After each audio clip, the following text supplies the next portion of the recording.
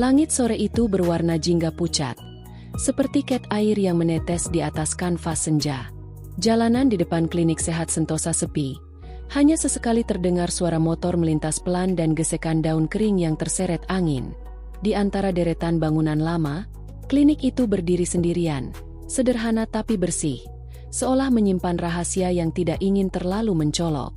Tepat di lantai 2, lampu di ruang pemeriksaan selalu menyala lebih lama dari ruangan lain. Dari luar jendela kaca buram, siluet seseorang tampak bergerak, kadang berdiri, kadang menunduk, kadang terdengar tawa samar yang tak jelas milik siapa. Bagi sebagian orang, itu mungkin pemandangan biasa. Tapi bagi warga sekitar, ruangan itu sudah lama menjadi sumber bisik-bisik dan rasa ingin tahu yang tak berani diungkapkan dengan keras. Katanya dokter di situ gantengnya bukan main. Tapi anehnya, pasien wanitanya semua cepat sembuh. Kalau pasien pria, paling cuma dikasih resep terus disuruh pulang. Desas-desus itu terdengar seperti gosip ringan di warung kopi sore hari, tapi selalu diakhiri dengan tawa samar dan tatapan penuh makna. Karena siapapun yang pernah datang ke klinik itu tahu, ada sesuatu yang tidak bisa dijelaskan dengan logika medis. Dr. Raffi A. Pratama, sang pemilik klinik, jarang bicara banyak. Umurnya sekitar awal 30-an, wajahnya tenang, dan matanya punya tatapan yang seolah bisa membaca isi kepala seseorang tanpa banyak bertanya. Senyum kecil di sudut bibirnya sering membuat pasien lupa keluhannya sendiri. Beberapa pasien bilang, ketika ia berbicara, nadanya menenangkan seperti bisikan doa. Tapi bagi yang PK, di balik ketenangan itu ada semacam misteri. Sesuatu yang sulit dijelaskan tapi terasa menggetarkan. Raffi bukan tipe dokter yang sibuk menjelaskan istilah rumit atau menulis resep panjang. Ia lebih sering menatap, mendengarkan, lalu mengangguk pelan sebelum berkata, "Saya tahu rasa sakitnya, tapi bukan di bagian yang kamu pikirkan." Dan entah bagaimana, setiap kali ia berkata begitu, ruang itu terasa berubah, lebih hangat, lebih pelan, dan lebih sunyi. Seakan waktu ikut menahan napas untuk mendengarkan. Beberapa perempuan yang keluar dari ruangannya sering menunduk dengan pipi bersemu merah. Tidak ada yang tahu apa yang terjadi di dalam, tapi langkah mereka selalu lebih ringan dari saat datang. Sebaliknya, pasien laki-laki hampir selalu keluar dengan wajah datar, menggenggam kertas resep, dan bertanya dalam hati kenapa dokter itu tidak sehangat yang diceritakan orang. Suster Maya, asisten yang sudah bekerja dengannya 2 tahun, kadang memperhatikan semua itu diam-diam. Ada sesuatu yang tidak biasa dalam cara Raffi memandang pasien, bukan tatapan genit, bukan juga belas kasihan, melainkan campuran aneh antara empati dan ketertarikan. Namun setiap kali Maya ingin bertanya, Raffi selalu menjawab dengan kalimat yang sama. Beberapa luka tidak bisa disembuhkan dengan obat, Maya. Ada yang harus disentuh dengan hati. Dan malam-malam setelah semua pasien pulang, ia sering duduk sendirian di ruang periksa, menatap suntikan kosong di atas meja, seolah sedang menimbang sesuatu yang lebih berat dari sekadar pekerjaan. Kadang ia menulis catatan kecil di buku lusuh, dengan tulisan tangan rapi. Bukan semua rasa sakit berasal dari tubuh. Beberapa tumbuh dari kehilangan yang terlalu lama dipendam. Tidak ada yang tahu apa maksudnya. Tidak ada yang tahu siapa yang ia pikirkan saat itu. Hanya cahaya lampu redup dan aroma alkohol medis yang menjadi saksi diam dari sesuatu yang samar, antara kasih, kesalahan, dan rahasia yang belum terungkap. Malam kian turun. Dari luar, siluet Raffi tampak masih bergerak di balik tirai jendela, dan seseorang mengetuk pintu pelan. Suara tumit sepatu wanita bergema di lantai ubin. Raffi menoleh, lalu tersenyum tipis. "Masuklah, aku sudah menunggumu." Dan sejak malam itu, tidak ada lagi yang sama di klinik sehat Sentosa. Hujan baru saja berhenti sore itu. Udara masih lembab, dengan aroma tanah basah yang bercampur wangi antiseptik dari dalam klinik sehat Sentosa. Langit di luar jendela tampak abu-abu lembut, dan suara tetesan air masih terdengar dari talang di atap. Di ruang tunggu, hanya ada satu pasien yang tersisa. Seorang wanita muda dengan rambut hitam panjang, masih sedikit basah karena hujan. Namanya Dira. Ia duduk diam, Jari-jarinya saling menggenggam di pangkuan, menatap papan nama di pintu ruang periksa bertuliskan, Dr. Raffi A. Pratama. Umur bukan patokan kesehatan. Luka yang tak tampak sering lebih berat dari yang terlihat. Kalimat itu membuatnya tersenyum samar. Ada sesuatu dalam kata-kata itu yang terasa pribadi, seolah ditulis untuknya. Tak lama kemudian, pintu terbuka perlahan.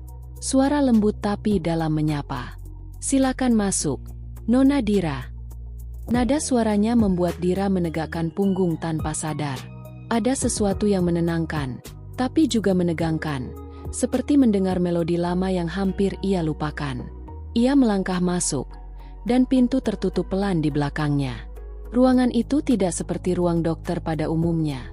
Cahaya kuning hangat dari lampu meja membuat suasananya terasa lembut. Di pojok ruangan, ada rak buku berisi jurnal medis dan beberapa novel klasik.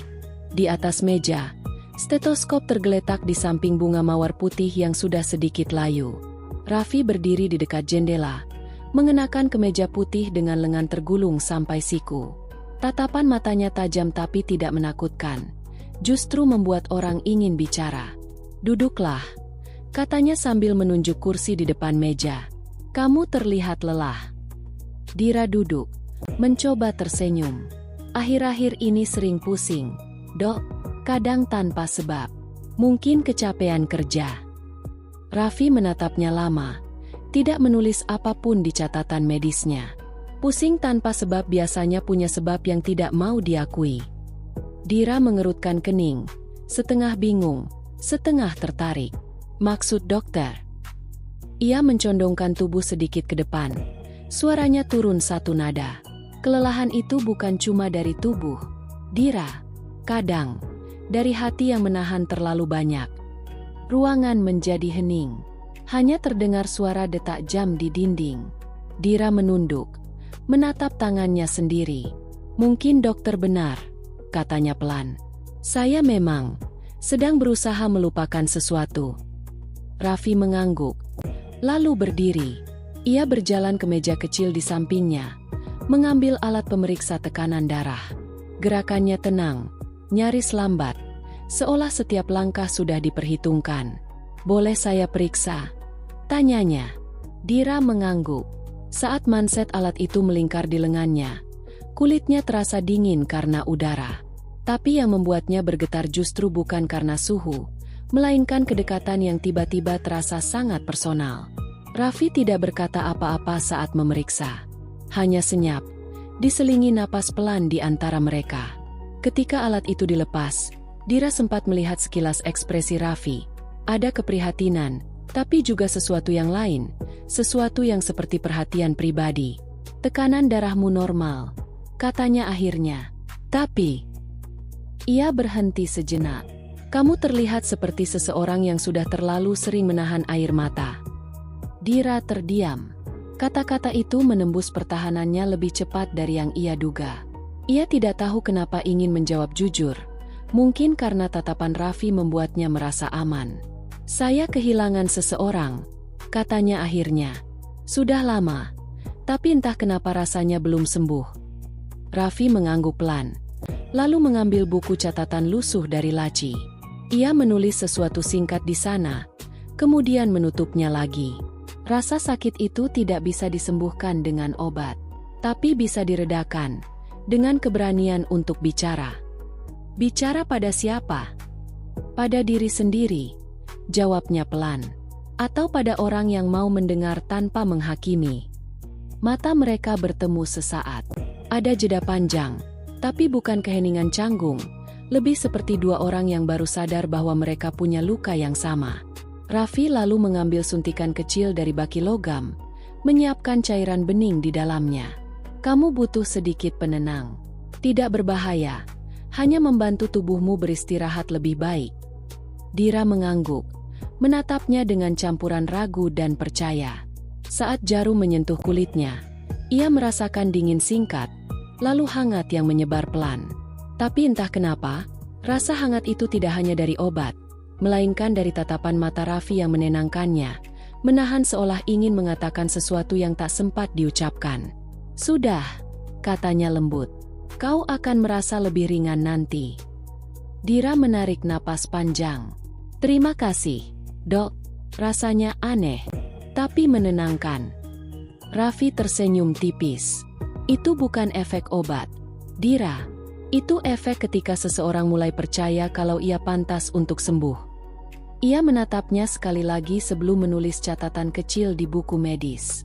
Pasien 27, gejala psikosomatik ringan. Perlu terapi berbasis kepercayaan. Dira tidak tahu apa maksud kalimat itu. Tapi ketika ia berjalan keluar ruangan, ada sesuatu yang berubah di langkahnya. Ringan, tapi juga penuh tanda tanya. Dan dari balik jendela, Raffi menatap punggungnya yang menjauh. Sementara senja kembali menetes di balik kaca. Di tangannya, ia menggenggam pena, menulis pelan di buku catatannya. Dira luka lama, tapi matanya masih menyimpan cahaya. Harus hati-hati, karena penyembuh bisa ikut terluka. Setiap pertemuan mereka terasa seperti ritual tak tertulis.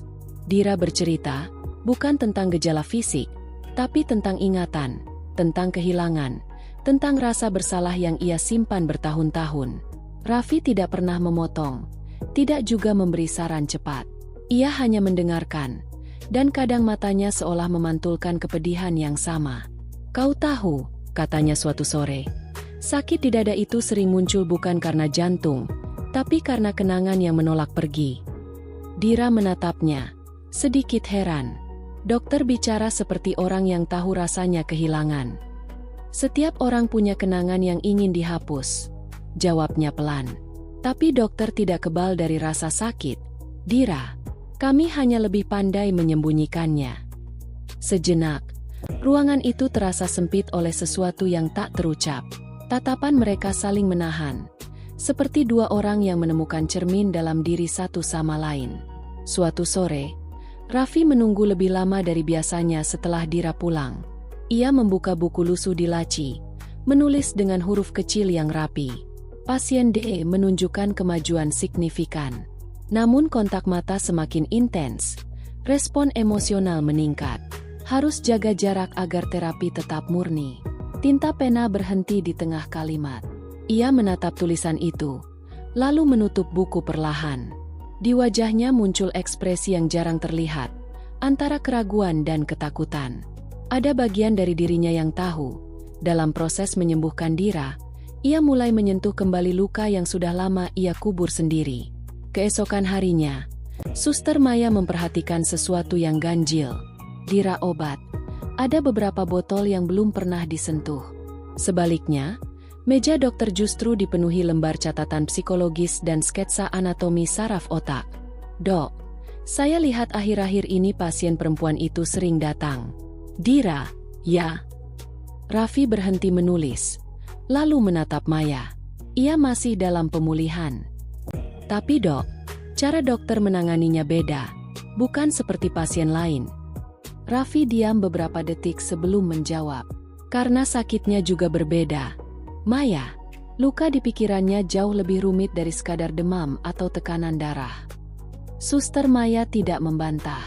Tapi saat ia menatap punggung Raffi yang berdiri di jendela, ia merasa ada sesuatu yang lebih dari sekadar empati profesional di sana.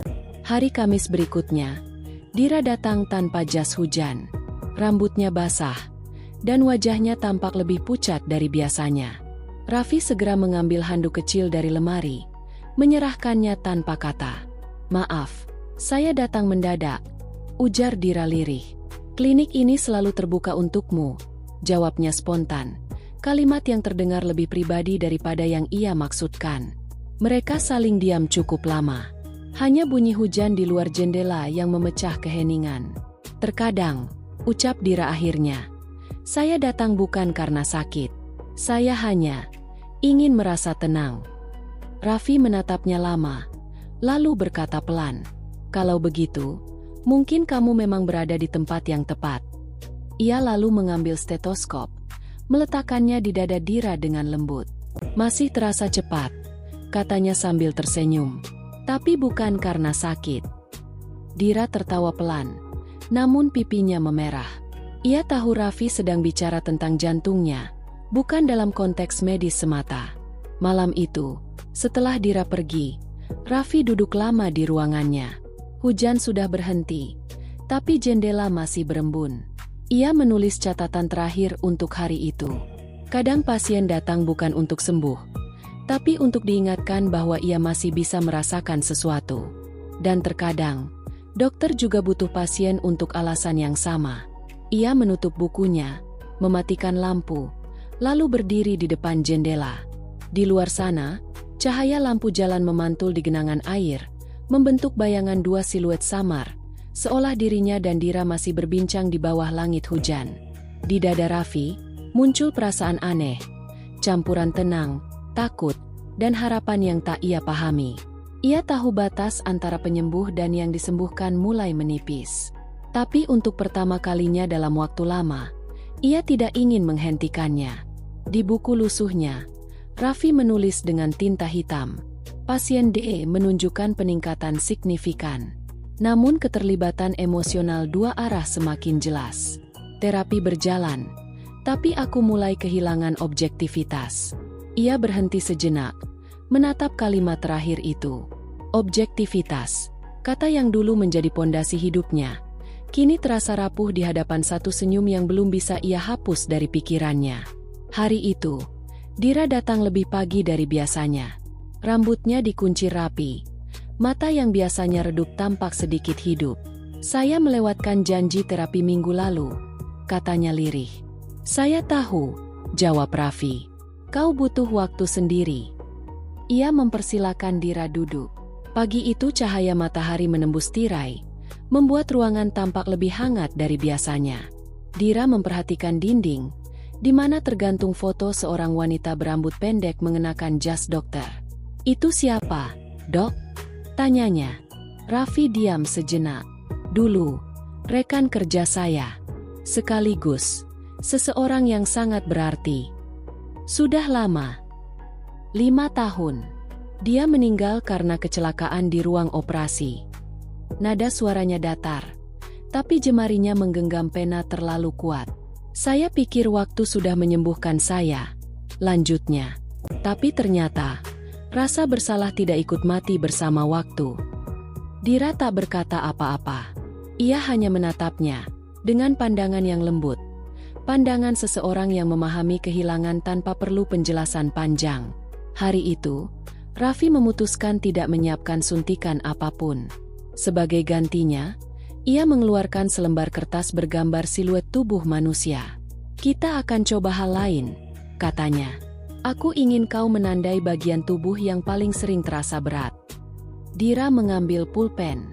Ia menatap kertas itu lama, lalu menggambar titik kecil di bagian dada. Di sini, katanya pelan. Bukan sakit, lebih seperti sesak. Raffi tersenyum samar. Itu tempat di mana kebanyakan orang menyimpan rindu. Kalimat itu menggantung lama di udara. Dira meletakkan pulpen, lalu menatapnya. Dan dokter menyimpannya di mana?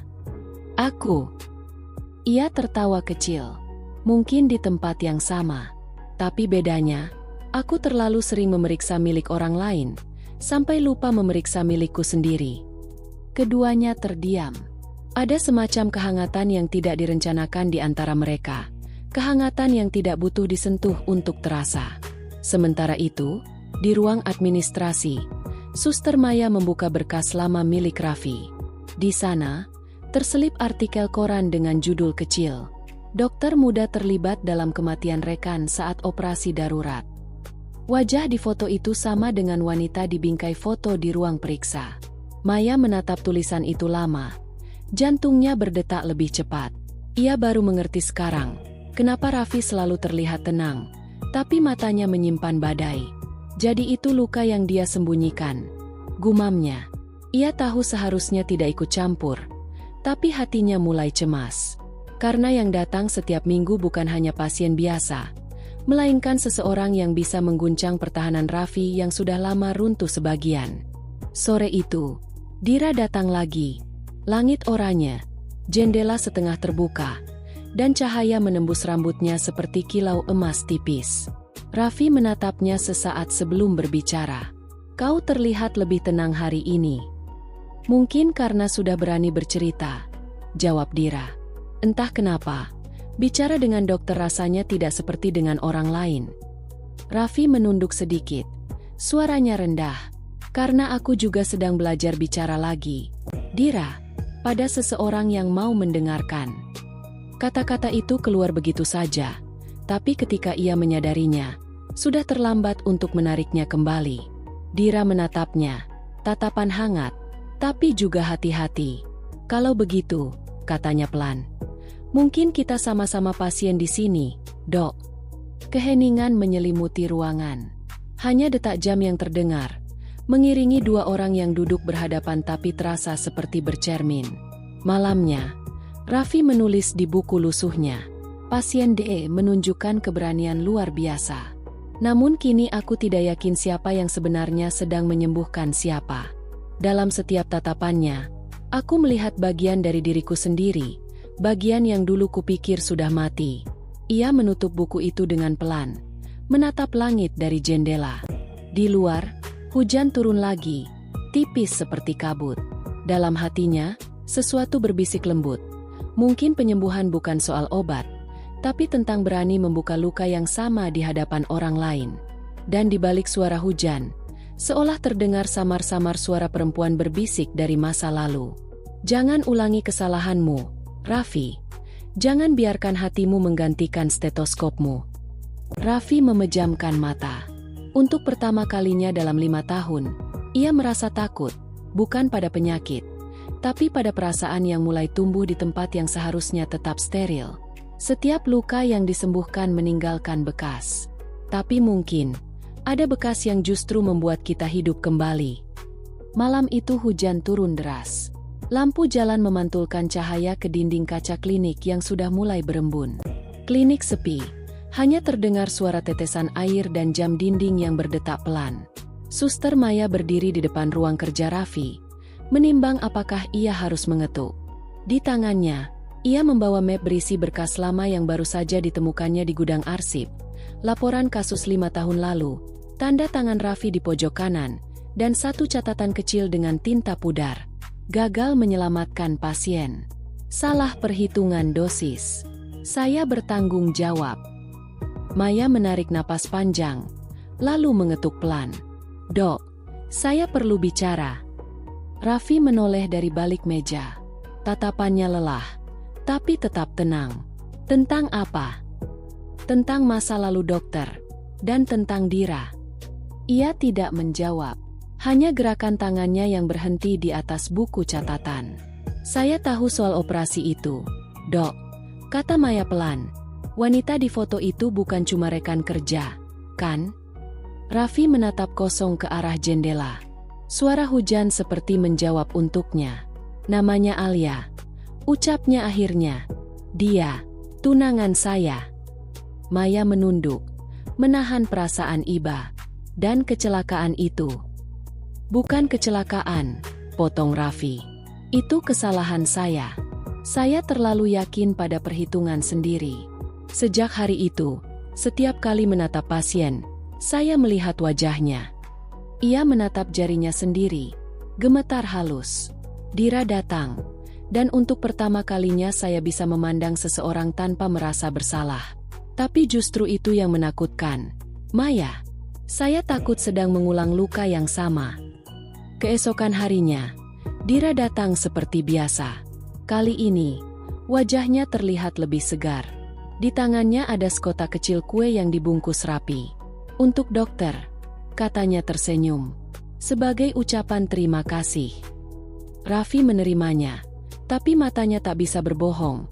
Ada jarak baru di antara mereka. Dira, katanya lembut.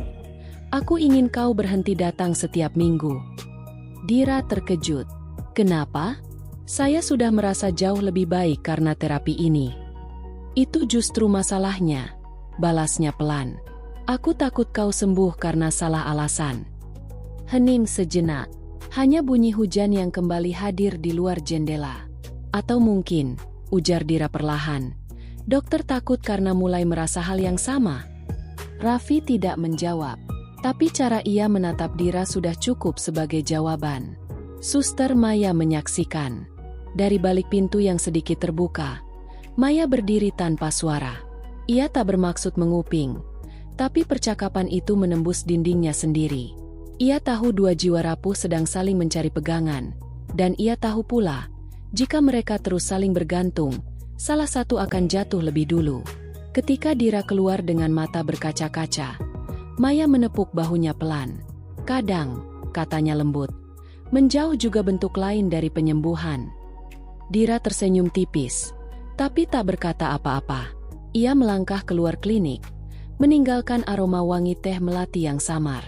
Malamnya, Raffi menulis surat di halaman belakang buku catatannya. Tulisan tangannya sedikit goyah, tapi kalimat-kalimatnya jujur. "Dira, terima kasih sudah membuatku merasa hidup lagi. Tapi aku bukan penyembuhmu. Aku hanya seseorang yang sedang belajar memaafkan dirinya sendiri. Jika suatu hari kau membaca ini, semoga kau sudah benar-benar sembuh, bahkan tanpa harus datang ke sini lagi. Ia melipat kertas itu dan memasukkannya ke dalam map pasien Dira, tempat yang tak akan pernah ia kirimkan. Beberapa hari kemudian, Dira tidak datang lagi.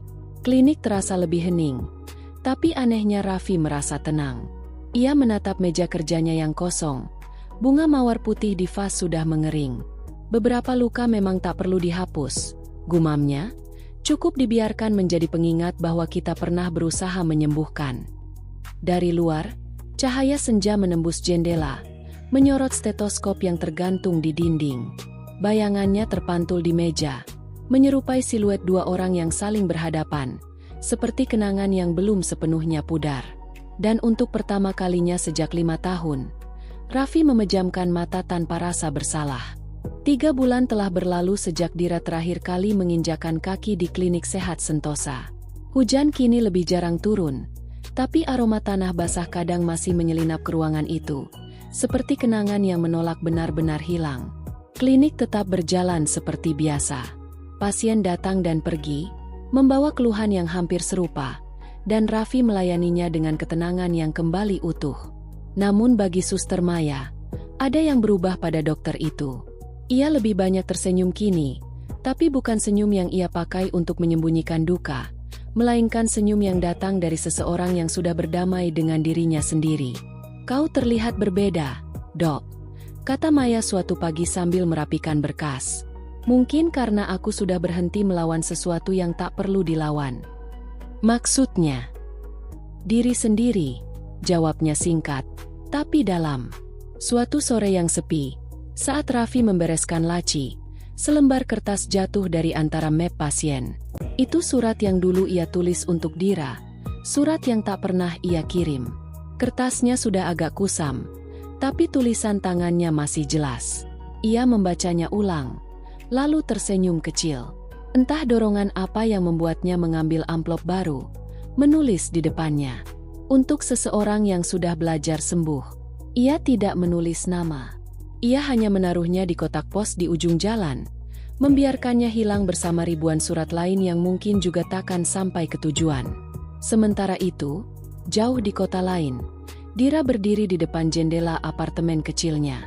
Ia kini bekerja di pusat rehabilitasi mental, bukan sebagai pasien, tapi sebagai relawan.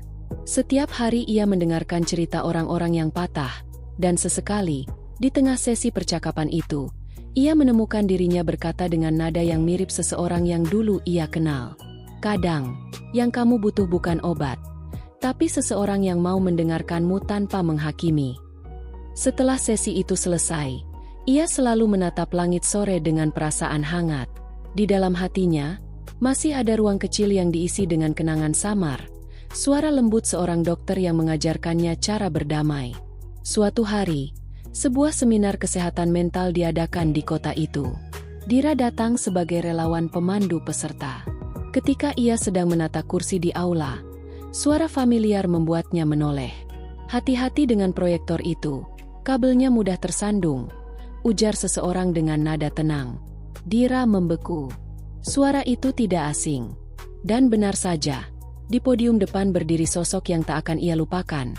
Raffi, dengan jas dokter berwarna abu muda, mempersiapkan materi presentasinya. Mata mereka bertemu.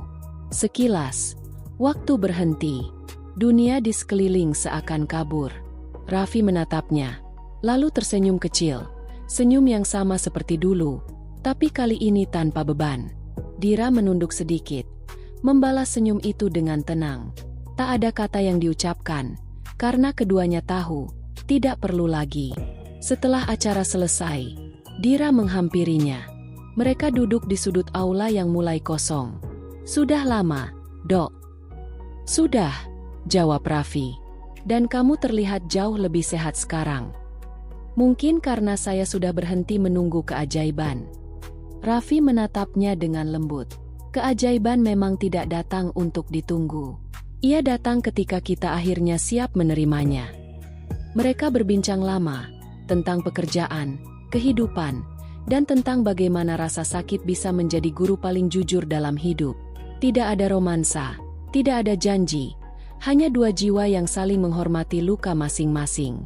Ketika Dira berpamitan, ia sempat berbalik sebentar dan berkata, "Terima kasih, dokter, untuk semuanya." "Bukan aku yang menyembuhkanmu, Dira," jawab Raffi. "Kau yang memilih untuk sembuh." Malam tiba pelan.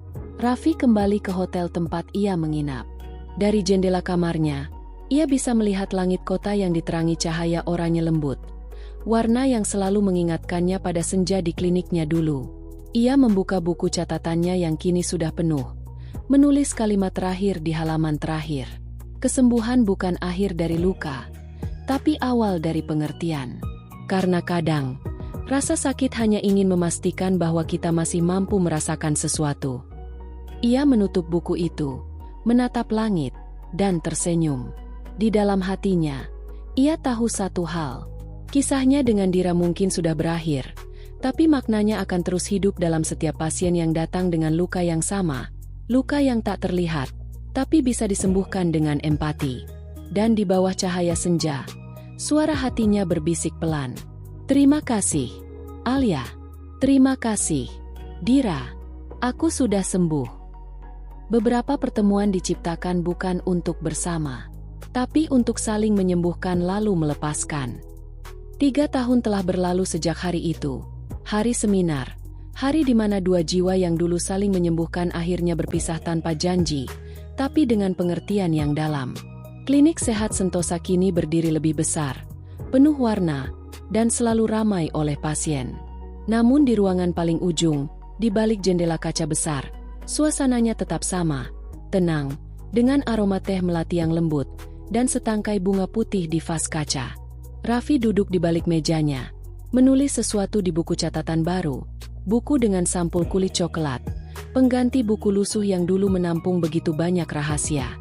Hari ini hujan turun lagi. Setiap tetesnya mengingatkanku pada langkah pertama menuju pengampunan. Aku bukan lagi dokter yang mencoba menebus masa lalu, tapi seseorang yang belajar menerima bahwa luka adalah bagian dari hidup. Ia menatap keluar jendela. Hujan membentuk pola di kaca, seperti untayan kenangan yang bergerak perlahan. Dari luar, terlihat anak kecil berlari kecil ke arah klinik, menggandeng ibunya yang membawa payung merah. Raffi berdiri, membuka pintu ruangannya, dan tersenyum. "Selamat datang." Sapanya hangat. "Dokter," jawab sang ibu pelan. "Anak saya takut jarum suntik." Raffi berjongkok di hadapan anak itu, menatapnya dengan lembut. "Tak apa," katanya. "Kadang rasa takut hanya ingin diberi perhatian." Anak itu menatapnya heran, tapi kemudian tersenyum kecil. Hujan di luar masih turun, tapi di ruangan itu, udara terasa hangat. Beberapa minggu kemudian, sepucuk surat datang ke klinik, tanpa nama pengirim. Tulisan di amplopnya sederhana, untuk Dokter Raffi, yang pernah mengajarkan arti tenang. Raffi membukanya perlahan. Di dalamnya, selembar kertas dengan tulisan tangan yang rapi. "Dokter, kehidupan saya kini berjalan baik. Saya bekerja membantu orang-orang yang pernah merasa sepi, sama seperti saya dulu. Kadang, saya menggunakan kata-kata dokter untuk menenangkan mereka. Dan setiap kali berhasil membuat seseorang tersenyum, saya merasa seperti sedang membalas budi, bukan pada seseorang, tapi pada kebaikan yang dulu saya terima tanpa syarat." Terima kasih karena pernah hadir dalam masa paling gelap saya. Bukan untuk menyelamatkan, tapi untuk menunjukkan bahwa luka bukan akhir dari hidup. Dira. Raffi menatap surat itu lama. Tak ada air mata, hanya senyum tenang yang perlahan tumbuh di wajahnya. Ia melipat surat itu dengan hati-hati, lalu meletakkannya di antara halaman tengah buku catatannya yang baru. Bukan untuk disembunyikan, tapi untuk diingat. Malam itu, ia berbicara pelan seolah pada seseorang yang tak terlihat. Alia, aku sudah berhenti menyalahkan diriku. Kau benar, tugas seorang dokter bukan hanya menyembuhkan, tapi juga mendengarkan. Dan kadang, kita harus hancur dulu untuk tahu bagaimana caranya memahami orang lain. Hujan semakin deras. Suara petir jauh di langit. Tapi di dalam ruangan, hanya kedamaian yang tersisa. Raffi menatap stetoskopnya yang tergantung di dinding. Benda sederhana yang dulu ia anggap sebagai alat penebusan, tapi kini hanyalah simbol dari perjalanan panjang menuju pengertian. Beberapa bulan setelah surat itu datang, seorang wanita muda berdiri di depan pintu klinik. Ia mengenakan jas relawan dengan logo rumah rehabilitasi mental. "Saya Dira," katanya kepada resepsionis. "Apakah Dokter Raffi ada?" Maya, yang kini menjadi kepala perawat, menatapnya dengan senyum hangat. "Tentu, tapi kebetulan beliau sedang di ruang anak-anak, membantu sesi terapi." Dira menunggu di ruang tunggu. Dari balik kaca, ia melihat sosok Raffi duduk di lantai bersama anak-anak, mengajari mereka cara bernapas perlahan untuk mengatasi kecemasan. Ia tidak menghampirinya. Ia hanya berdiri di sana, menatap dengan mata yang lembut, penuh rasa syukur. Setelah beberapa menit, ia menulis sepucuk catatan kecil dan menitipkannya pada Maya. "Saya tidak datang untuk bertemu, hanya untuk memastikan bahwa ia benar-benar bahagia. Dan saya melihatnya." Lalu ia pergi, meninggalkan wangi hujan dan senyum kecil di wajahnya. Beberapa tahun kemudian, buku catatan Raffi diterbitkan dengan judul Stetoskop Hati, Catatan dari Ruang Sunyi. Buku itu berisi kisah-kisah penyembuhan tanpa nama, tentang pasien-pasien yang datang bukan hanya membawa sakit fisik, tapi luka batin yang dalam. Pada halaman terakhir, Raffi menulis, "Terima kasih pada semua jiwa yang pernah duduk di kursi ruang periksa ini. Kalian mengajarkan bahwa kadang yang paling sakit bukan tubuh, tapi hati yang menolak didengar. Jika suatu hari aku berhenti menjadi dokter, semoga aku masih bisa menjadi pendengar yang baik." Suatu sore di musim hujan, Raffi menutup klinik lebih awal. Ia berjalan ke taman kota, tempat anak-anak bermain di bawah hujan. Ia menatap langit dan membiarkan tetes air membasahi wajahnya. "Alia," bisiknya, "aku sudah menepati janjiku. Aku hidup, dan aku tidak lagi bersembunyi." Senyum kecil muncul di wajahnya, senyum yang tenang, penuh syukur. Dan di antara suara hujan, seolah terdengar samar-samar suara lembut menjawab, "Akhirnya, Raffi, kau sembuh." Kadang, pertemuan paling indah bukan tentang memiliki, tapi tentang menjadi alasan seseorang berani memulai hidupnya kembali.